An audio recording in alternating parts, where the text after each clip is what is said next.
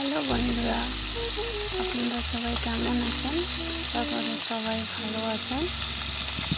এই দেখুন, এই মাছগুলোর নাম হচ্ছে শিমুল ট্যাংরা। তো আপনারা সবাই কিনে থাকবেন। এই শিমুল ট্যাংরাগুলো আমি ভালো করে লাল লাল করে ভেজে নিচ্ছি। তো বাজারে সবসময়ই পাওয়া যায় এই ট্যাংরা। ট্যাংরা ভালো করে ভেজে রান্না করলে খুব ভালো লাগে, খেতে টেস্টি লাগে। দেখুন, তো আপনারা এই মাছটাকে কী নামে চেনেন একটু কমেন্ট করে জানাবেন। আমরা তো শিমুল ট্যাংরা নামেই চিনি। এখন মাছগুলোকে আমি উল্টে পাল্টে ভালো করে ভেজে নিচ্ছি। এই মাছ রান্না করার জন্য ডুমো ডুমো করে আলু কেটে নিয়েছি, আর আদা রসুনের পেস্ট আমরা শিলনোড়াই পেস্ট করি। আর দেখুন, পেঁয়াজ কুচি আর টমেটো।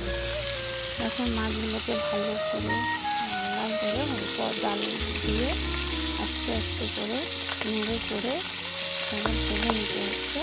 দেখুন, ভালো করে লাল লাল করে ভাজছি।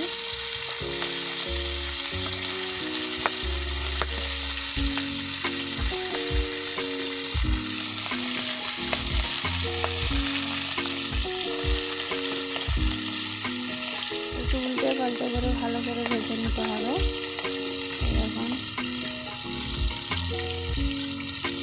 আমার চ্যানেলটি নতুন, রিঙ্কু মাইতি, তো চ্যানেলটি একটু সাবস্ক্রাইব করে দেবেন, নোটিফিকেশনটা অন করবেন, যাতে আমি নতুন ভিডিও ছাড়লে যাতে আপনারা সঙ্গে সঙ্গে পান। আর কমেন্ট করে জানাবেন। আস্তে আস্তে জ্বালন দিয়ে ভেজে নিচ্ছি। ভাজা আমার প্রায় হয়ে এসেছে। এই মাছগুলোকে আমি নামিয়ে নেব। আস্তে আস্তে করে মাছগুলোকে নামিয়ে নিচ্ছি।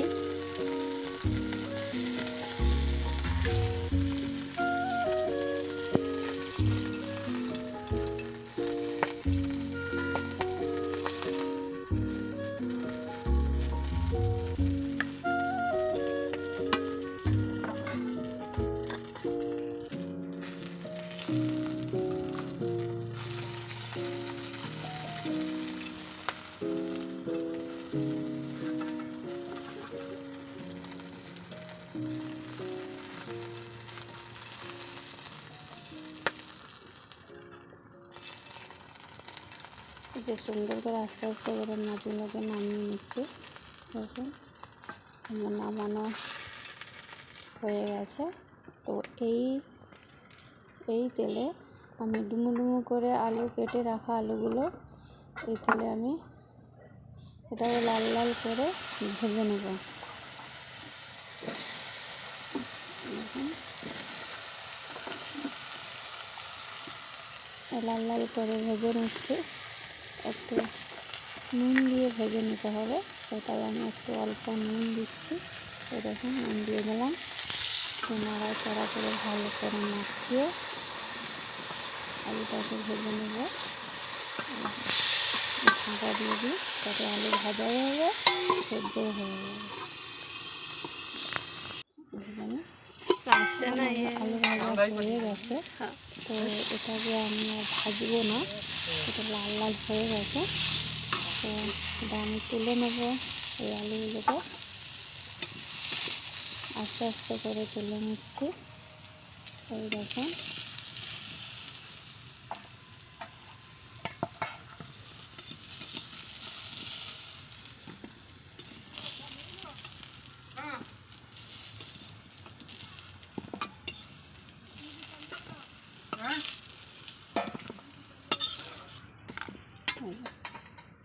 এরপরে আমি কড়াইতে সর্ষের তেল দিয়ে দেব।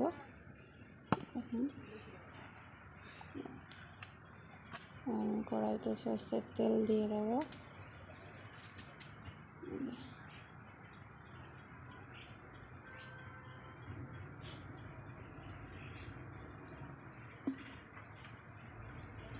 তেলটা গরম হতে থাকুক।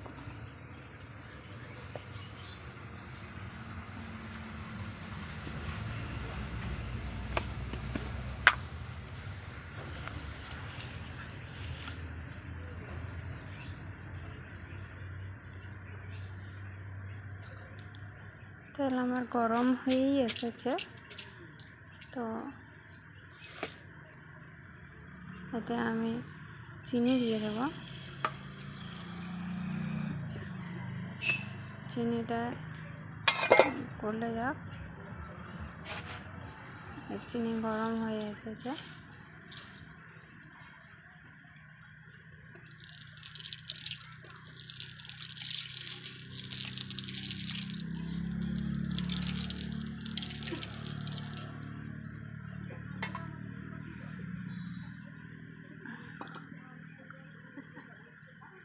চিনি গরম হয়ে যাওয়ার পর আমি এতে রসুন ছেড়ে দেবো। এই দেখুন, রসুনটা রান্নাচাড়া করে একটু লাল লাল করে ভেজে নিতে হবে। লাল লাল করে ভেজে নিতে হবে। এই দেখুন, আমি লাল লাল করে ভেজে নিচ্ছি।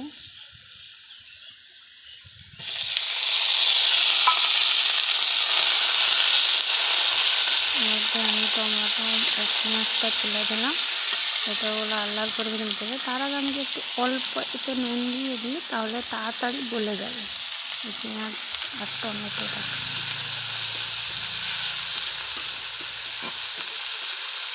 দেখুন, এরকম নাড়াচাড়া করে সুন্দর করে অল্প জ্বালন দিয়ে কিন্তু এটাকে ভাজতে হবে।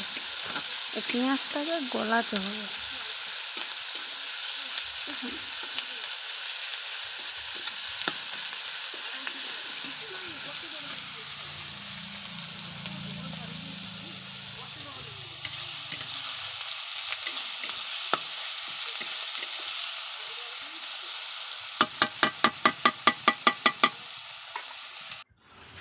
এখন এর একটা আলাদা ফ্লেভার একটা চলে এসছে। দেখুন, পেঁয়াজ প্রায় গলে এসেছে।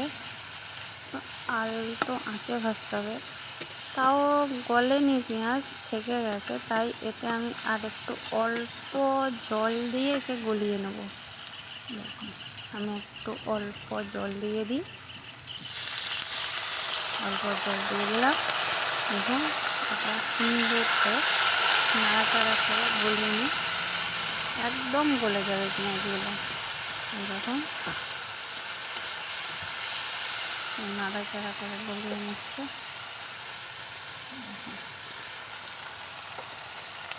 আমার আর একটু জল লাগলো, তাই আমি আর একটু জল দিয়ে দিলাম। আপনাদের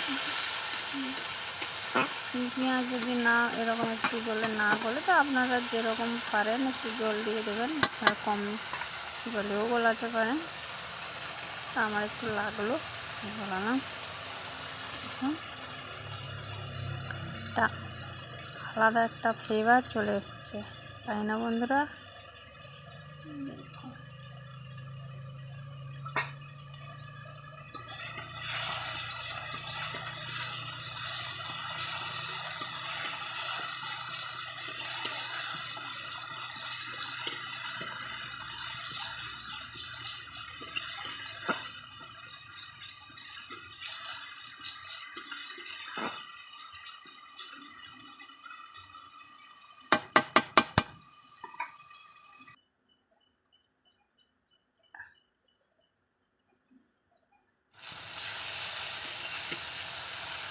আমার পেঁয়াজ প্রায় গলে এসেছে,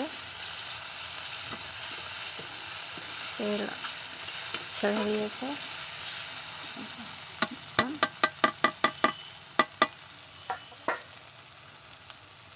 তো এরপরে এতে আমি আদা, পেস্ট করা আদা দিয়ে দেবো। আদাটাকে ভালো করে পেঁয়াজের সঙ্গে নেড়ে চেড়ে নেব। নেড়ে চেড়ে নেব। এরকম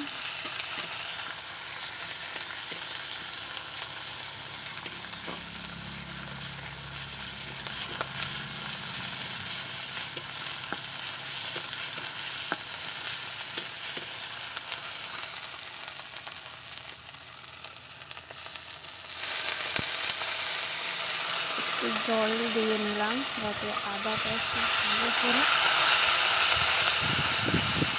নেড়ে চেড়ে নিয়ে একটু ভালো করে কষে নেবো আদাটা।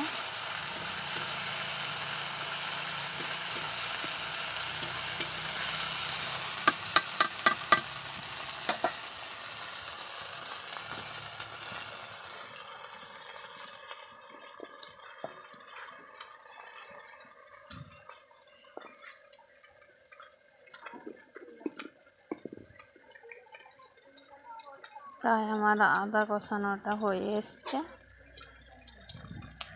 এরপরে আমি একটা বাটি নিয়ে নেব, বাটিতে অল্প জল নিয়ে নেব। এই জলে 2 চামচ গুঁড়ো লঙ্কা 2 চামচ গুঁড়ো লঙ্কা নিয়ে নেব। দেখুন 2 চামচ গুঁড়ো লঙ্কা নিয়ে নিচ্ছি।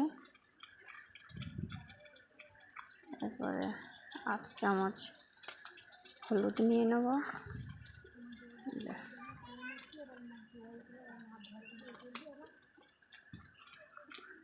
তাতে আমি ভালো করে একটু ফিটিয়ে নেব। হলুদ লঙ্কা গুঁড়োটা ভালো করে ফিটিয়ে নেব। ফিটিয়ে নিয়ে আমি ওই কষানো আদা পেঁয়াজের মধ্যে ঢেলে দেবো। দেখুন বন্ধুরা, কালারটা এসেছে দেখুন। ভালো করে নেড়ে সুন্দর করে মশলাগুলোকে ভালো করে গুছিয়ে আমি একটু কষে নেব। দেখুন এটা একটু তেল ছাড়বে, তেল ছেড়ে গেলে আমার মশলা কষানো হয়ে যাবে। তো আর একটু জল লাগবে, তাই আমি একটুখানি জল দিলাম। দেখুন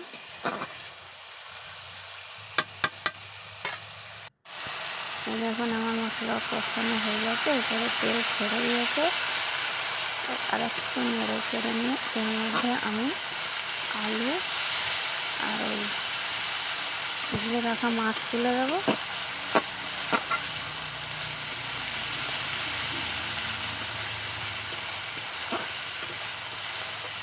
মশলাটা প্রায় কষানো কমপ্লিট।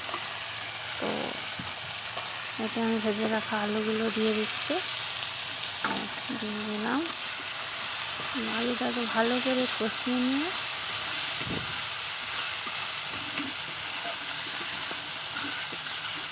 ভালো করে আলুটাকে মশলার মধ্যে কষিয়ে নিয়ে এরপরে আমি ভেজে রাখা মাছগুলো এতে দিয়ে কষিয়ে নেব।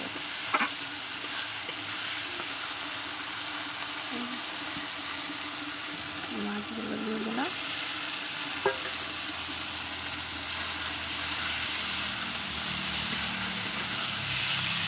ভালো করে কষিয়ে নিয়ে আলু আর মাছগুলো ভালো করে কষানো হয়ে এসছে প্রায়।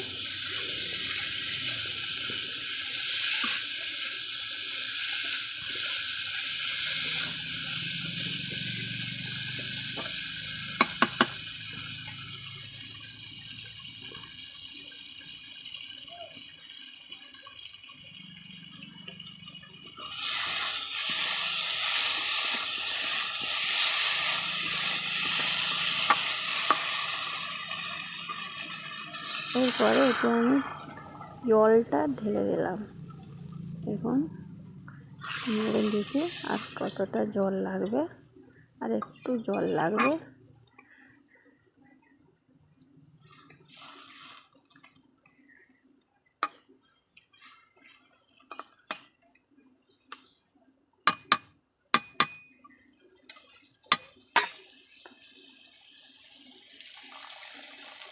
এবার একটু জল দিয়ে দিলাম। জল দিয়ে একটু নেড়ে ঢাকাটা দিয়ে দেবো, তাতে আলু যদি সেদ্ধ বাকি থাকে সেটাও সেদ্ধ হয়ে যাবে। এই দেখুন আলাদা একটা সেন্ট বেরিয়ে আসছে। এই দেখুন একদম মাখো মাখো টাইপের হয়ে গেছে।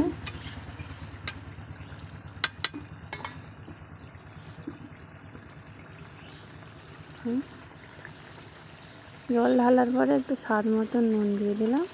নুন দিয়ে একটু নাড়াচাড়া করে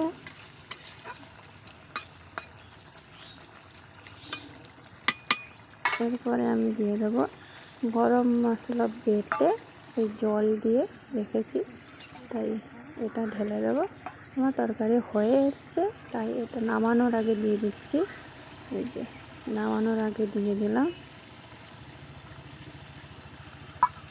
দিয়ে একটু নাড়াচাড়া করে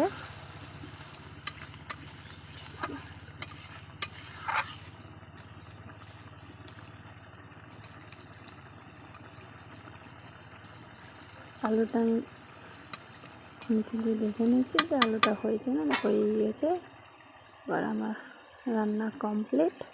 এই দেখুন কত সুন্দর ফ্লেভার, সেন্টটাও ভালো বেরিয়েছে। দেখুন